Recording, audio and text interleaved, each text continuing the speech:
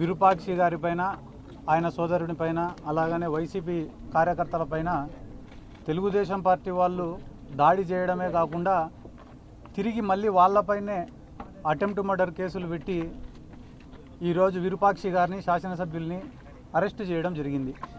ఇందులో భాగంగా ఈరోజు ఆయనను కలిసి ఆయనకు మేమంతా వైఎస్ఆర్ కాంగ్రెస్ పార్టీ తరఫున, యువజన విభాగం తరఫున మేమున్నామని చెప్పి ఆయనకు ధైర్యం చెప్పడానికే ఈరోజు వచ్చి విరూపాక్షి గారిని కలవడం జరిగింది. ఒక బాధాకరమైన సంఘటన ఏమ్రా అంటే, గడిచిన 2-2.5 సంవత్సరాలుగా ఈ రెడ్ బుక్ రాజ్యాంగంలో దాడులు వాళ్ళే చేస్తున్నారు, మళ్ళీ తిరిగి కేసులు పెడుతున్నారు. చిన్న చిన్న వాటి నుంచి పెద్దదాని వరకు అమాయకులను ఇబ్బందికి గురి చేస్తూనే ఉన్నారు.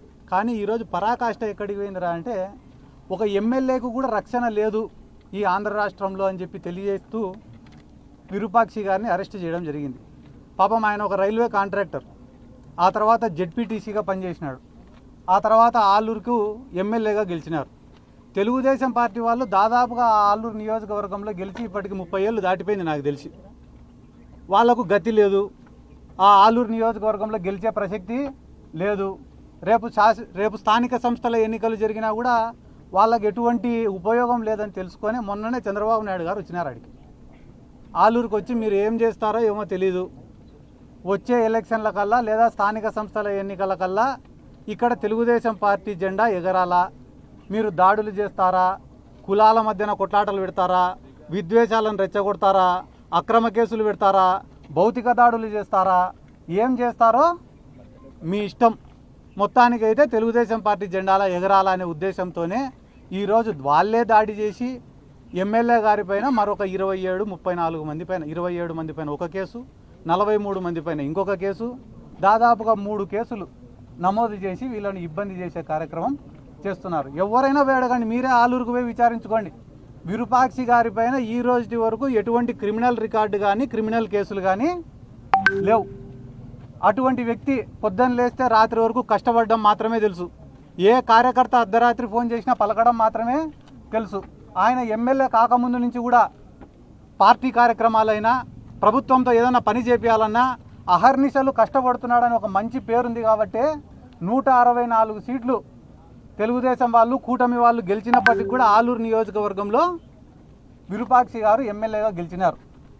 అటువంటి వ్యక్తిపైన ఈరోజు ఇంత దౌర్జన్యం చేసి, వాళ్ళ కార్లు వల్లగొట్టి, వాళ్ళ తమ్ముడికి ఫ్రాక్చర్ చేసి, మళ్ళా తిరిగి వీళ్ళపైనే 307 కేసు పెట్టడం అనేది చాలా దుర్మార్గం. ఇది పోలీసుల యొక్క ఫెయిల్యూర్. ఎక్కడైనా టీడీపీ వాళ్ళు, వైసీపీ వాళ్ళు కొట్టుకుంటారు, కేసులు, కౌంటర్ కేసులు పెట్టుకుంటారు, ఇవన్నీ మామూలే. కానీ దాడి చేసిన వాళ్ళపైనే వాళ్ళనేమో ఇడిచిపెట్టినారు, దాడి చేసిన వాళ్ళని, గాయపడిన వాళ్ళనేమో తెచ్చి జైళ్ళల్లో పెట్టినారు. ఇదేం ఈరోజు మాకు కొత్త కాదు. కానీ మీరు ఏ సంస్కృతికి తెరలేపుతున్నారనేది మీరే ఆలోచించుకోవాలా. ఎందుకంటే రేపు వైఎస్ఆర్ కాంగ్రెస్ పార్టీ అధికారంలోకి వచ్చిన తర్వాత మేము సైలెంట్గానే ఉండొచ్చు, కానీ గాయపడినవాడు, దెబ్బతిన్నవాడు, అవమానం పొందినవాడు మర్చిపోతాడా? కులాల మధ్యన కొట్లాటలు పెట్టాలా? ఎంతోమంది నాయకుల్ని చూసినా, కొంతమంది బోయ సామాజిక వర్గానికి సంబంధించిన నాయకులు వచ్చినారు, వచ్చి విరూపాక్షి గారికి వ్యతిరేకంగా మాట్లాడిపోయినారు. అదే నాయకులు మా ముచ్చుమరి గ్రామంలో ఒక బోయ సామాజిక వర్గానికి సంబంధించిన బాలిక మిస్ అయితే ఏ నాయకుడు రాలే. దళిత సంఘ నాయకులు వచ్చినారు ఆడ మద్దతు తెలపడానికి. క్లియర్ కట్గా వీడియోలలో ఒక ఆడామ వాళ్ళ భర్త, అతనే ఆ ఆడామవి గుడ్డలు చించినాడు. ఇక్కడ ఉన్న ఎన్నో మీడియా ఛానళ్ళల్లో ఆ వీడియోని టెలికాస్ట్ చేసినారు. గుడ్డలు చించుకునేది వాళ్ళే, గుడ్డలు చింపినేది భర్తనే, కానీ కేసు కట్టింది ఎమ్మెల్యే బట్టలు చించినాడని కట్టినారు. ఇంతకన్నా నీచమా రాజకీయాలలో? ఆ దళిత సంఘాల నాయకులు వచ్చినారు. ఆ దళిత సంఘాల నాయకులలో ఒక్కరన్నా ఆ పక్క నియోజకవర్గం ఆదోని ఉంది, ఆదోని ఎమ్మెల్యే, కర్నూలు జిల్లా తెలుగుదేశం పార్టీ అధ్యక్షురాలు, ఇద్దరు పక్కన ఉండి ఆదోనిలో ఒక ధనాపురం అనే గ్రామానికి సంబంధించిన ఒక సర్పంచ్, దళిత సర్పంచ్కు అవమానం చేసినారని చెప్పి వాళ్ళు కలెక్టర్ని కలిసినారు, ఎస్పీని కలిసినారు, దాదాపుగా 1 నెల రోజులు ప్రజా పోరాటం చేసినారు. ఏమని? ఆదోని ఎమ్మెల్యే పైన, తెలుగుదేశం పార్టీ జిల్లా అధ్యక్షురాలిపైన కేసు నమోదు చేయమని చెప్పి 1 నెల రోజులు పోరాటం చేసినారు. ఆ రోజు ఎవరైతే ఈ దళిత సంఘ నాయకులు, దళిత తెలుగుదేశం పార్టీ నాయకులు ఉన్నారో వాళ్ళు ఒక్కరైనా స్పందించినారా? స్పందించలే. ఈరోజు ఏమంటున్నారు తెలుసా, ఏందయ్యా మీ వాళ్ళే వీడియోలు వచ్చినాయి కదా, మీ వాళ్ళే గుడ్డలు చింపుకొని మళ్ళీ కేసు పెట్టినారంటే వీడియో తీసేటప్పుడు ఆయన చింపినాడంట, వీడియో ఆఫ్ చేసినాక పోయి ఎమ్మెల్యే చింపినాడంట. ఇంత నీచమా? ఎవరో పోయి అడిగినారంటే చంద్రబాబు నాయుడిని కూడా, సార్ ఇంత వరస్ట్ గవర్నమెంట్ ఈ ప్రపంచంలోనే లేదంటున్నారు సార్. ఈ ప్రజాస్వామ్యంలో మన అదృష్టం కొద్దీ వాళ్ళ దురదృష్టం కొద్దీ 5 ఏళ్ళకు ఒకసారి ఎన్నికలు వస్తాయి కాబట్టి మనం ఏం చేసినా కూడా జరిగిపోతాం సార్. ఇప్పటికిప్పుడు ఎన్నికలు వచ్చినా మనం గెలిచే పరిస్థితి లేదు కదా సార్. మీ దగ్గర ఏమైనా సూత్రం ఉందా సార్ రాజకీయాల్లో పైకి రావాలంటారంటే? గవర్నమెంట్ లేనప్పుడు చేస్తామని చెప్పాలంట, గవర్నమెంట్ వచ్చిన వెంటనే చేసేసినామని చెప్పాలంట. అంతకుమించి ఏం చేయాలి సార్ అంటే, అంతకుమించి ఇంకెక్కువ ఏం చేయకూడదురా. నీకు ఎంత కావాలో అంత దోచుకో, నీకు ఎంతమందిని కావాలంటే అంతమందిని ఇబ్బంది పెట్టుకో, 5 ఏళ్ళు మనదే రాజ్యం అని అంటున్నారు. కాబట్టి ఈరోజు మీరు ఎవరైనా చూసుకోండి, డిఎస్సి పైన పోరాటాలు జరుగుతున్నాయి, పొగాకు రైతులకు రేటు లేదని చెప్పి పోరాటాలు జరుగుతున్నాయి, దేశవ్యాప్తంగా మోడీకి వ్యతిరేకంగా పోరాటాలు జరుగుతున్నాయి. ఇన్ని మన కాపు సామాజిక వర్గం వాళ్ళు కూడా పవన్ కళ్యాణ్ పైన ఈడి వరకు ఉన్నారు. అన్నిటికీ అమ్ముడిపోతా ఆడరా తెలుగుదేశంకి అని. ఈ కూటమి కూడా కలిసి ఉండే ప్రసక్తే లేదు. వాళ్ళు కలిసి ఉన్నా కూడా వాళ్ళు బాగుపడే ప్రసక్తే లేదు. వీటన్నిటి నుంచి ఎట తప్పించుకోవాలని తెలియక ఇట్లా దాడులు, కేసులు, అవమానాలు, ఇబ్బందులు.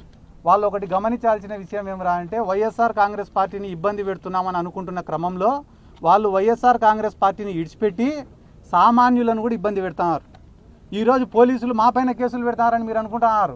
మా పైన కేసులు పెడితే మేము కనీసం పోరాడుతున్నాం, కానీ సామాన్యులపైన అమాయకులపైన కేసులు పెడుతుంటే వాళ్ళకి ఎవరికి చెప్పుకోవాలని కూడా అర్థం కావడంలే.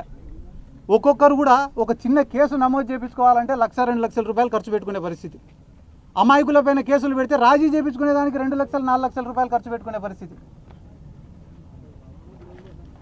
చాలా మంది అరే నక్సలైట్లు అనే వాళ్ళు ఉండింటే వ్యవస్థలన్నా బాగా పనిచేసినాయి కదరా ఆ రోజు.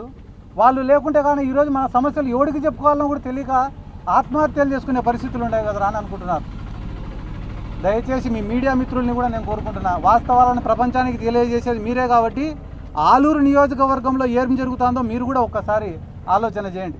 ఎక్కడో పక్క నియోజకవర్గంలో ఉండే బోయ సామాజిక వర్గం నాయకులు వచ్చి మాట్లాడినారు కదా, అదే నియోజకవర్గంలో ఉండే గుమ్మనూరు జయరాం గారు కానీ బొజ్జమ్మ గారు కానీ వీళ్ళు ఎందుకు స్పందించాలే అంటే విరూపాక్షి గారిది తప్పు లేదు కాబట్టి. విరూపాక్షి గారి పైన స్పందిస్తే స్థానికంగా ఉన్న బోయ సామాజిక వర్గం వాళ్ళు కానీ మిగతా కులస్తులు కానీ ఎవరు కూడా ఒప్పుకోరు కాబట్టి. బయట వాళ్ళది ఏముంది, వస్తారు తిడతారు పోతారు, కానీ స్థానికంగా ఉండే వాళ్ళు విమర్శలు చేస్తే రేపు ప్రజలను ఎదుర్కోవాలి కదా. ఇటువంటి అన్యాయాలన్నింటినీ ఎదుర్కోవడానికి సిద్ధంగా ఉండం.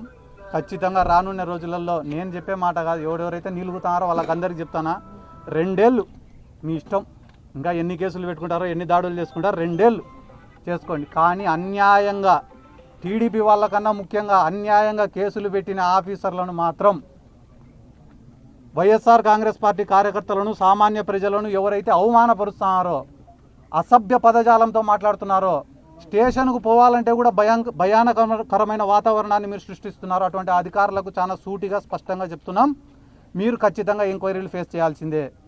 ఏ రకంగా అయితే ఈరోజు మేము కేసులు అనుభవిస్తున్నామో, మీ పైన సస్పెన్షన్లు ట్రాన్స్ఫర్లు అని అనుకుంటారేమో, అది కానే కాదు. మీరు కూడా ఖచ్చితంగా కేసులు ఫేస్ చేయాల్సిందే, ఈ జైలును చూడాల్సిందే అని కూడా ఈ సందర్భంగా తెలియజేసుకుంటూ రాష్ట్రంలో డిఎస్సి గురించి జరుగుతుంది. డిఎస్సి టీచర్ పోస్టులు ఇవ్వలేకుండా కూడా ఇప్పుడు ధర్నాలు చేస్తున్నారని చెప్పి టీడీపీ వాళ్ళు ఆరోపిస్తున్నారు. అంటే టీడీపీ పోస్టులు ఇవ్వలేని వాళ్ళు కూడా ధర్నా చేస్తున్నారంటే మీరు అమ్ముకున్నా కూడా తప్పు లేదా? ఇప్పుడు వైఎస్ఆర్ కాంగ్రెస్ పార్టీ చాలా స్పష్టంగా స్పోర్ట్స్ కోటా అని అడ్డం పెట్టుకొని మీరు ఉద్యోగాలు అమ్ముకున్నారని చెప్పి చెప్తున్నారు. దానిపైన క్లారిటీ ఇవ్వమని చెప్పి మేము అడుగుతున్నాం, రెండోది బాధితులు అడుగుతున్నారు. దానిపైన మీరు చర్చ పెట్టకుండా మీరు ఇవ్వలేకపోయినారు మేము ఇచ్చినాము, అది సందర్భం కాదు కదా. మేము అవకతవకలు జరిగినాయి డిఎస్సిలో అని చెప్తున్నాం. స్పోర్ట్స్ కోటా కింద మీరు ఏమని ఇచ్చినారు, మీరు ఎగ్జామ్ రాయకపోయినా కూడా మీకు ఉద్యోగం ఇస్తామని చెప్పినారు. మళ్ళీ జీవోలను మీరే సవరించుకున్నారు. కొత్తగా బ్రిడ్జ్ గేమ్ అంటే పేకాటతో సహా అన్ని గేమ్స్ని స్పోర్ట్స్ కోటాలోకి తీసుకొని వచ్చినారు. కొత్తగా స్పోర్ట్స్ సర్టిఫికేట్లు ఇచ్చినారు, ఎలిజిబుల్ లేని వాళ్ళకి స్పోర్ట్స్ సర్టిఫికేట్లు ఇచ్చినారు. ఇవన్నీ దాంట్లోకి సమాధానం చెప్పమని చెప్పి చెప్తుంటే మీరు ఇవ్వలేకపోయినారు మేము ఇచ్చినాము, తప్పు కదా ఇది. అంటే మీరు ఎట్లయినా అమ్ముకోవచ్చా? బాధితులు అడిగే బాధితుల పక్షాన మేము మాట్లాడుతున్నాం తప్ప మా సొంత ఎజెండా కాదు కదా డిఎస్సీ. అంటే బాధితులే మీ పక్షాన లేరు, కేవలం రాజకీయ మనుగడ కోసం వైసీపీ ఇదంతా ఆందోళన చేస్తుందనేది వాళ్ళ వాదన. రాజకీయ మనుగడ మాకు అవసరం లే. మీరు గ్రామాలలోకి పోతే కానీ నీళ్లు ఇవ్వడంలే అని చెప్పి రైతులు ఆందోళనతో ఉన్నారు. పండించిన పంటలకు రేట్లు లేవని చెప్పి రైతులు ఆందోళనలో ఉన్నారు. విద్యార్థులు కూడా నిరుద్యోగ భృతి ఇవ్వడంలే అని చెప్పి ఆందోళనలో ఉన్నారు. ఉద్యోగాల కల్పన చేయడంలే అని చెప్పి ఆందోళనలో ఉన్నారు. ఇవన్నీ మీరు ఇచ్చినారా నిరుద్యోగ భృతి? దానికి ఒక్కదానికి నువ్వు సమాధానం చెప్పు. మాకు మనుగడ ఏమవసరము? 18 ఏళ్ళు దాటిన ఆడోళ్ళకి 1500 రూపాయలు ఇస్తామన్నారు, ఇచ్చినారా? మాకెందుకు ఆందోళన? మీరు ఒక ప్రాజెక్టు పేరు తీసుకున్నా, ఒక స్కీమ్ పేరు తీసుకున్నా, ఒకటి వైఎస్ రాజశేఖర రెడ్డి గారన్నా గుర్తుకు రావాలా, లేదా జగన్మోహన్ రెడ్డి గారన్నా గుర్తుకు రావాలా, లేదా అప్పట్లో ఎన్టీ రామారావు గారన్నా గుర్తుకు రావాలా? ఇప్పుడు చంద్రబాబు నాయుడు పేరు చెప్తే ఏం గుర్తొస్తుంది? స్కాములు తప్ప. అమరావతి పేరిట దోపిడీ. ఇవన్నీ ఎందుకన్నా? రేపు దేశంలో మీరు ఫేక్ అలిగేషన్ చేస్తున్నారు కదా. భోగాపురం ఎయిర్పోర్ట్ మేమే కట్టినామంటాడు కదా చంద్రబాబు నాయుడు. ఇది ఫాస్ట్ జనరేషన్. ఈ జనరేషన్లో యూట్యూబ్, ఫేస్బుక్, ఇన్స్టాగ్రాము ప్రతి దాంట్లో సబ్జెక్ట్ గ్యాదర్ చేయడంలో, నాలెడ్జ్ సంపాదించడంలో ఈ జనరేషన్ చాలా స్పీడ్లో ఉంది. ఎవరు పని చేసినారు, ఎవరు పని చేయలే, ఎవరు మాటలు చెప్పినారు, ఎవరు అబద్ధాలు చెప్పినారు, ఎవరు దౌర్జన్యం చేసినారు, ఎవరు మంచి చేసినారు అని తెలుసుకోలేని మూర్ఖపు పరిస్థితుల్లో ఈ జనరేషన్ అయితే లేదు. కాబట్టి లోకేష్, చంద్రబాబు నాయుడు, పవన్ కళ్యాణ్ వీళ్ళు చేస్తున్నటువంటి తప్పుడు ఆరోపణలను కనుక్కోలేని పరిస్థితుల్లో ఈ రాష్ట్ర ప్రజలైతే లేరు.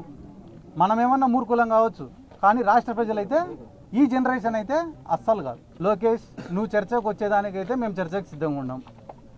జగన్మోహన్ రెడ్డి గారు చర్చకు రావాలంటే మీ ఫాదర్ నారా చంద్రబాబు నాయుడు గారిని రమ్మనండి, డేటు ప్లేసు మీరే ఫిక్స్ చేయండి, వస్తాడు.